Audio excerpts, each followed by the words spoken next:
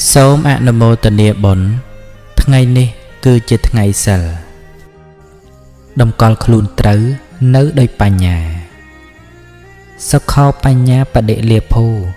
ការបានបញ្ញានាំឲ្យបានសុខ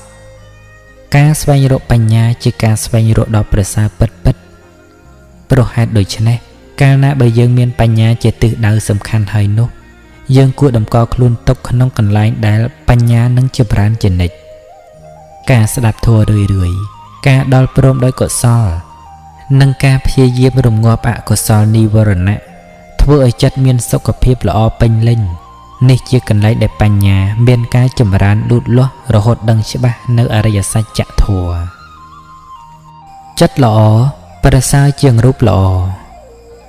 រូបសល្អរាងគួរស្រឡាញ់តែចាញ់ល្អចិត្តគំនិតជាមិនយូរប៉ុន្មានរូបជរាឯចិត្តល្អជាមិនចាស់ឡើយកូនមាសឪពុកចូលកំភ្លេចធម៌ថ្លៃជាងពេជ្រនាំដល់ត្រើយមានរូបមានរោគឥតស្រាកស្បាយ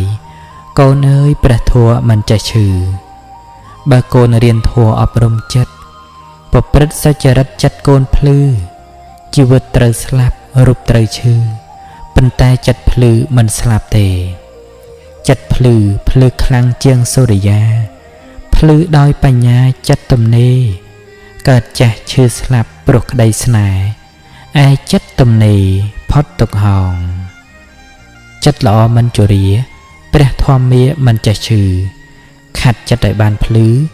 មានពន្លឺផុតក្តីស្លាប់